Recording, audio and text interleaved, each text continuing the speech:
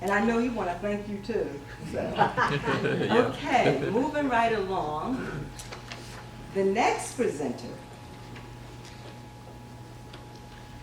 Kay Sade Deans, my youngest daughter, known to most as Sade. She's a member of the Trenton Church of Christ. Also, she's the communication coordinator for this whole program. She did all the communication stuff, all the literature, all the books, CDs, everything. She did it. And she was really calm about doing it because I would come to her, Sade, I need this, Sade, I need that. And she would do it, you know. Probably afterwards she was talking about me, you know. But Sade also, she's studying to become an audio engineer in television and music production. I wanted to have some young people as presenters and to take part in planning because this will offer them a better chance to be healthier when they grow up. And Sade was like the last person standing. She hung in there. She actually selected her own topic, and I'll let her tell you why she selected this topic. But let's welcome Sade.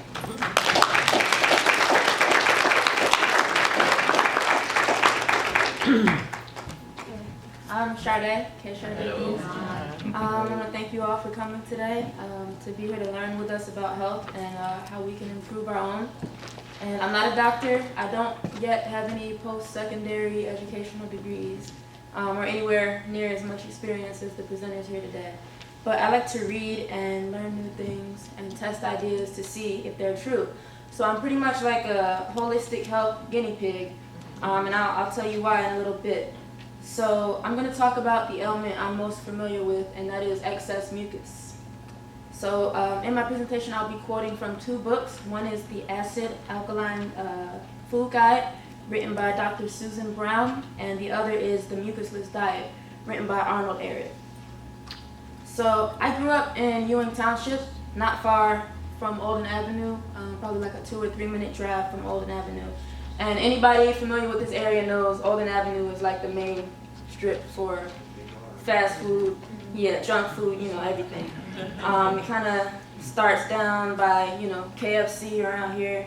Go down a little further, Burger King. Go down a little further, you get the Wendy's. And you keep going down and you get to like McDonald's and then Dunkin' Donuts. And then that's right by the high school.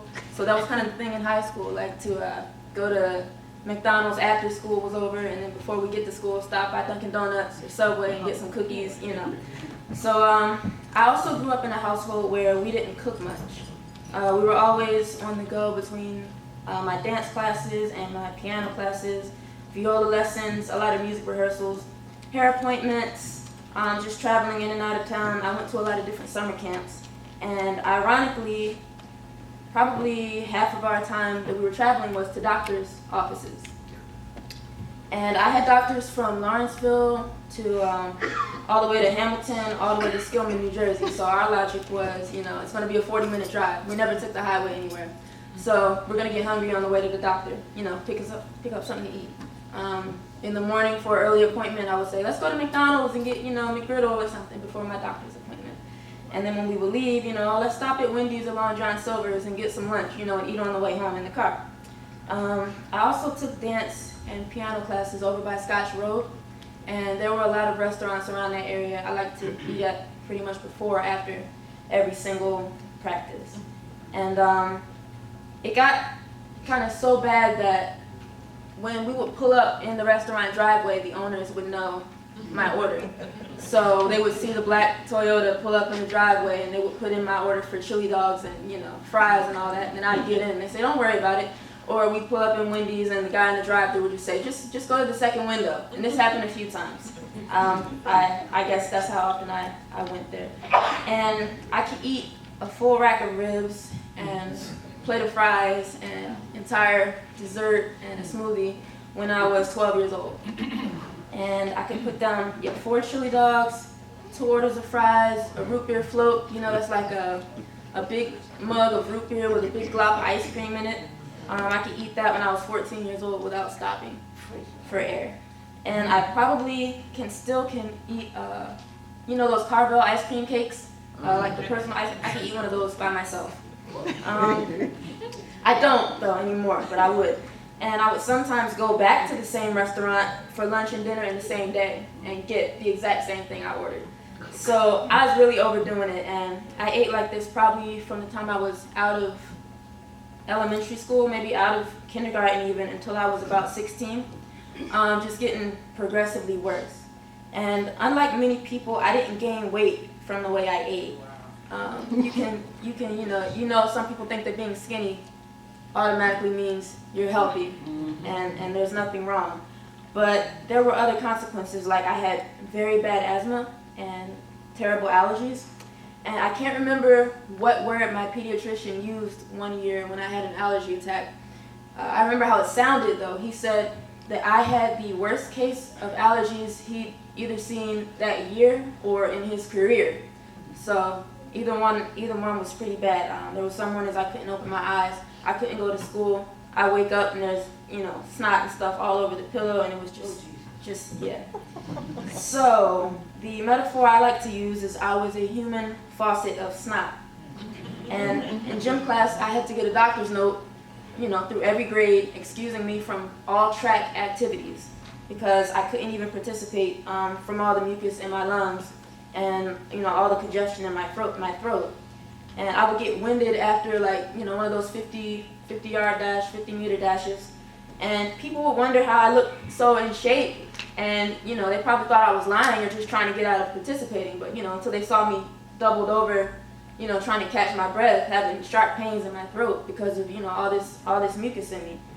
So I woke up some nights out of my sleep because I couldn't breathe.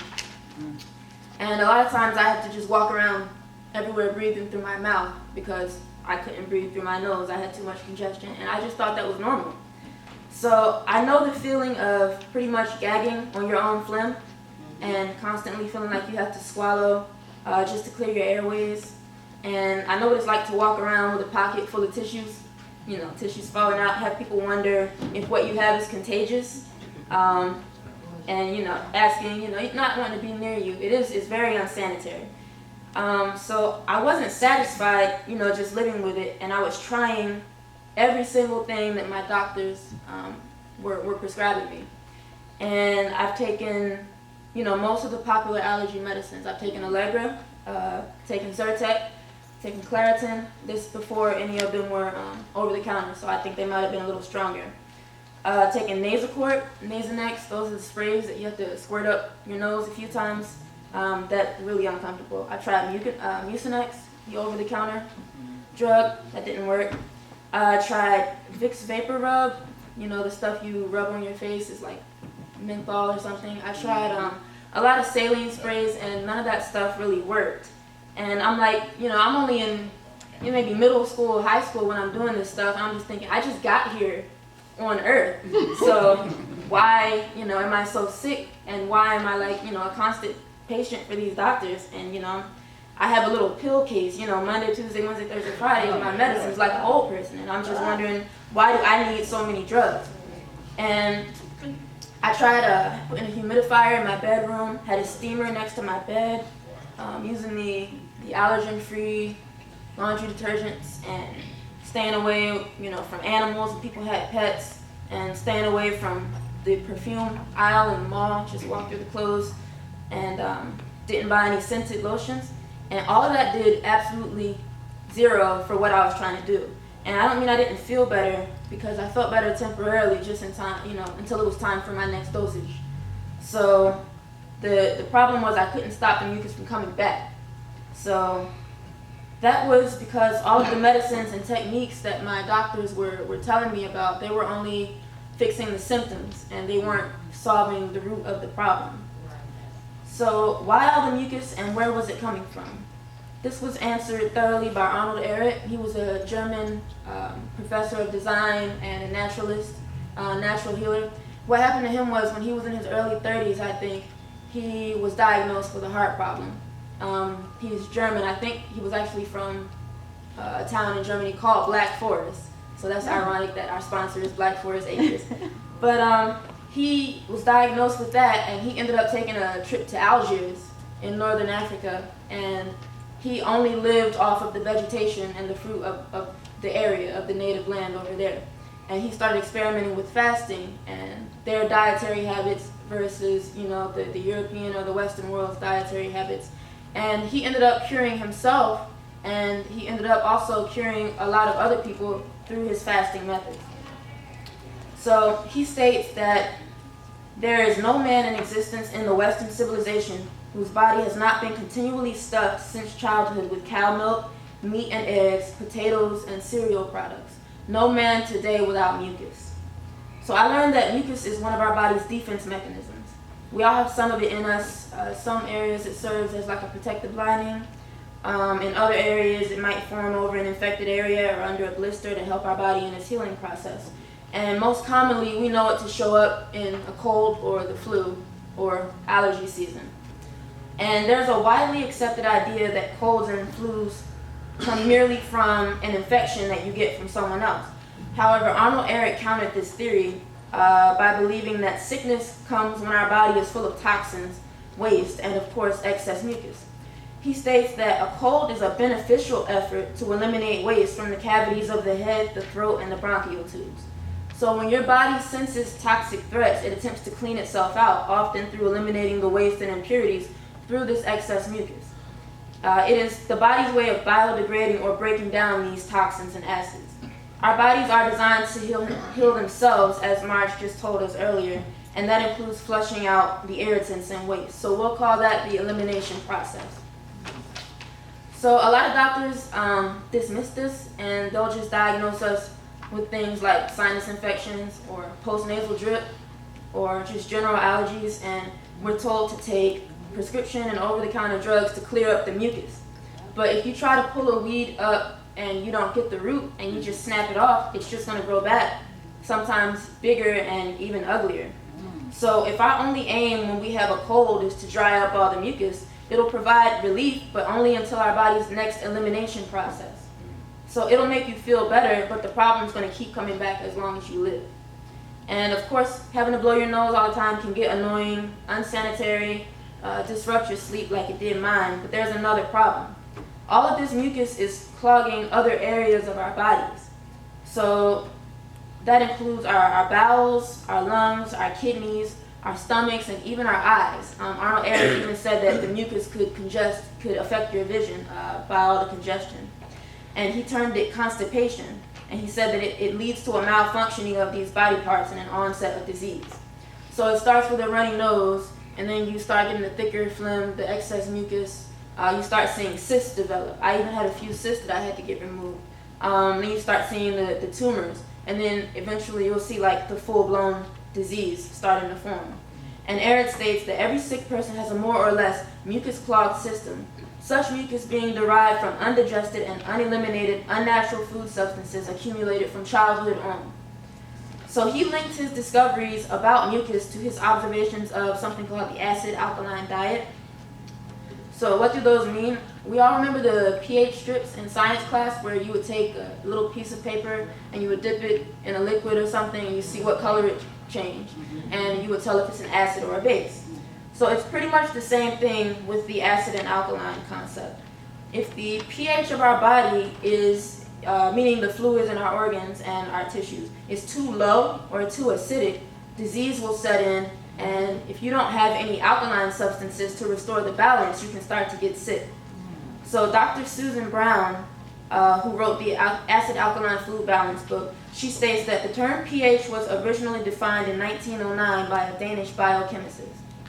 Literally meaning potential for hydrogen, pH is used to indicate the concentration of hydrogen ions in a fluid. Since dissolved acids are what produce hydrogen ions, we know that the more hydrogen ions there are present, the more acidic the solution will be. Therefore, by showing the concentration of hydrogen ions, pH also indicates whether a fluid or compound is acidic, alkaline, or neutral. So that's why the measurement of pH in our fluids and our tissues allows us to determine whether our bodies are in a state of acid-alkaline balance. So I heard my dad explaining to one of the brothers earlier that the pH starts on a scale of 0 and goes up to 14, with 7 being neutral, water having a neutral pH. And our bodies are made up pretty much mostly of water, 70-75% of water. So our pH should kind of closely resemble that of water. And when it gets too low, when it gets too low under 7, that's when you start seeing these sicknesses form. So the diseases, they've been scientifically shown to thrive in that acidic environment, but the opposite, they've been shown to die off in an alkaline environment. Dr. Brown informs us, because proper pH is essential for the performance of so many vital functions, your body has a built-in set of mechanisms that constantly work to maintain proper acid-alkaline levels. But as hard as it may try, the body cannot always achieve and preserve proper pH.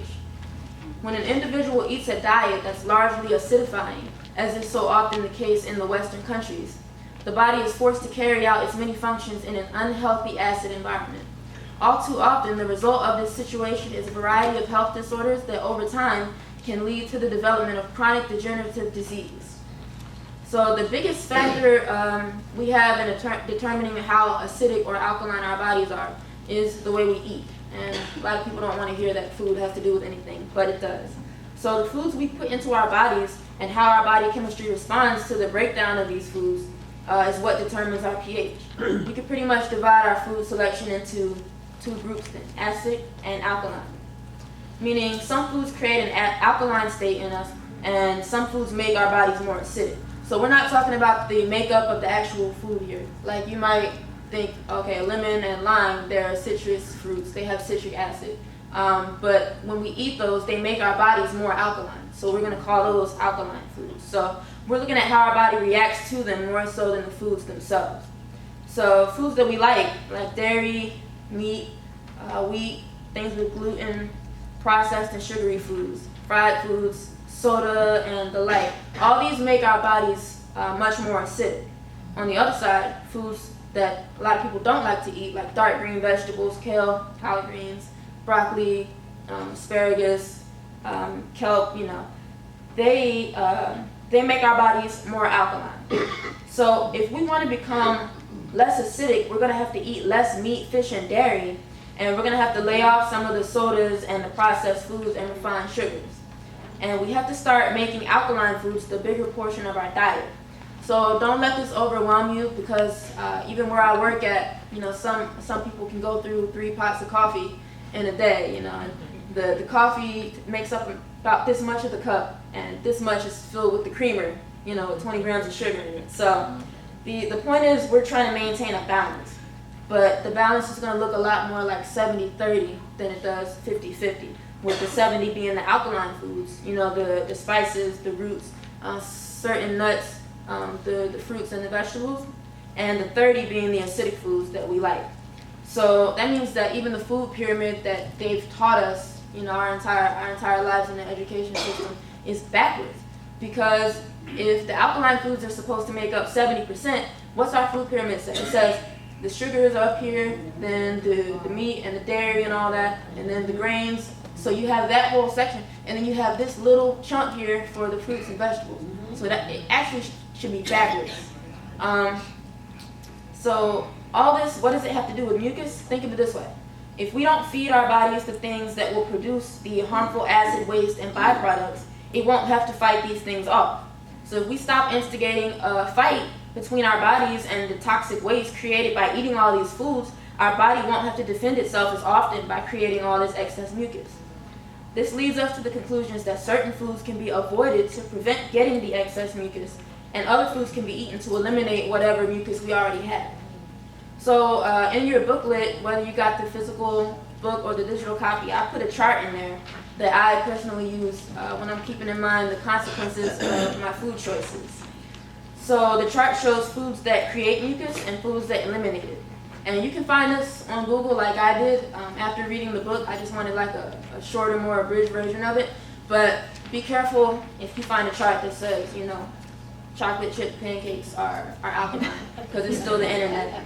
So you'll notice that most of the foods on the side that create mucus can be grouped into 2 categories. You have the starches and the breads, meaning the wheat, the crackers, the noodles, other types of pasta, corn products, and especially pretzels, which are particularly not good, because if you think about it, when you bake cookies, you usually have a sheet of dough, and you'll roll it out and you stamp, cookies out of it, and you'll bake them and you maybe eat a few at a time. So I won't name the company, I won't name the store, but you know how they make pretzels. If you've been to Quaker Bridge Mall, that's where I used to go. And they'll take the entire sheet of dough and they'll roll it out, and they'll roll it up and twist it around and bake it, bring it out, dip it in some butter, and stick it in some cinnamon sugar, and that's your pretzel. So you're literally eating the entire sheet of dough that you could have made 12 cookies out of. So then you have the refined sugar and the processed foods category. So that includes the cookies that you could have had, the jellies, jams, icing, cupcakes, soda, the sugary juices that we think are fruit juices, but it's really just, if you let it evaporate, it would be sugar. Vending machine snacks, the gummy snacks, fruit roll-ups, breakfast tarts, and desserts from the frozen food section. And I could go on and on with that because those things were like my favorite part of the grocery store. Like when you walk into the grocery store, before you even get through the automatic doors, there's a big display of pies and one sell like bagels. And then you walk in and you see the vegetables back there, but first you see all the cookies with the pink and yellow icing for Easter season, and you see all the tarts and the muffins and the big cookie cakes. It's a big cake made out of cookie. I could also eat one of those by myself. I used to do that. So we have so many of these food products in our houses that are on the cause mucus side and the acidic side, and we don't realize how addicted we are to these foods. And if we're not addicted to them, we're crippled by them, because some kids like myself, even though I learned better when I got older being in a healthier environment, some kids, if not most, in America are going to be, relying on those foods because they don't know how to cook without the box having microwave instructions. So they're going to be now growing up living off of these prepared and refined sugar products. And it's convenient, but it's unnatural, some of the ingredients that they're putting in these processed foods, and even the processes themselves that the foods undergo. So, the chemicals and the key ingredients you find in like stuff like hair removal cream and paint remover and chlorine and yoga mats. Even recently, I heard someone say there was a company making food products with material that they put in yoga mats. So they're putting this in the food, and we're eating it, on a daily basis, multiple times a day. Sometimes, there's more than one kind of prepared food in our meal. And if you're eating a TV dinner, like I used to, then it's the entire meal. So these ingredients, they're not natural when our bodies are going to ingest them. So how else do we expect our bodies to react when we're stuffing it with these unnatural things other than to reject them? So the bright side is the side with the alkaline foods that can restore our pH balance and eliminate some of this mucus and waste inside of us. These are obviously going to be the fruits, vegetables, certain spices like ginger and cinnamon and turmeric. A lot of people don't know what turmeric is. It's just another spice. They use it a lot in curry, in Asian foods. It's used in Spanish rice, and it's an anti-inflammatory spice. It'll clean you out, just like garlic and onions and those kind of things. So when you make these foods the larger portion of your diet, it allows you to raise your pH. So when I did this, it meant less time spent by my body trying to break down and flush out all this waste in a flash flood of snot, everywhere I went. And it meant I didn't have to feel congested when I talk. If any of you know the feeling of having phlegm stuck in your throat when you're trying to, have a conversation with somebody, it's really not conducive to interact with anybody, and you just don't want to open your mouth, wherever you are. And it means that now, after having been on almost every popular allergy drug since I was little, I now take no medicines and can live with no side effects. And I still remember the look on my allergist's face when he told me I didn't have to take any more of my allergy and asthma medicines. So that's more money in my pocket that I don't have to spend on weekly and monthly co-pays and prescription refills and follow-up visits and checkups. And it means that by changing how I ate, I significantly lowered my body's chance of becoming more clogged, more waste-filled, and eventually diseased. And being that I was brought up in the typical Western environment, vending machine snacks, and at my job they're always wondering, when is the vending machine company going to come back and refill the vending machine up? We're out of tasty cakes. And just being around all that and the ready-to-eat meals and the triple cheese pizzas, there's always a pizza commercial on TV these days for some reason. And the ice cream with the chocolate sauce and sprinkles. It's still a task for me, every day to weigh my outcomes of my choices. But I can 100% say that applying the things I just told you about worked for me. And just a change in diet took me from perpetual doctors and pharmacy visits to taking absolutely no drugs whatsoever. So if you have the same problem that I had, I would strongly suggest you look over the chart in the booklet or on the CD, and you evaluate the way that you eat. I know a lot of people will, when you start talking about health, I eat healthy. But you need to weigh that against the reality and maybe against this chart here and see, how acidic your diet actually is. And once you start seeing, the change in your diet and seeing that eating right just works, then you should probably share what you're experiencing with someone else who needs it. And when you're tempted, to just give up on eating healthy, and you get that little voice that says, well, we're all gonna go, so if I'm gonna go happy. Don't think like that, because it's not just about improving your own quality of life. There are other people that need to see this example and to hear, this information. And when you're feeling better and you can get out of bed in the morning and you can breathe, then you're able to help someone else. So how are you, what's the benefit of you even being here if you're just, going to make yourself sick, through ways you could prevent doing and just saying, it's my life. I want to, eat what I want to do and, do what I want to do, eat what I want to eat. And, but it's not helping you and it's not helping anyone else. So by improving our own health, we'll be able to help others in need. And you just have to remember that nothing tastes as good as being healthy feels. That's my presentation.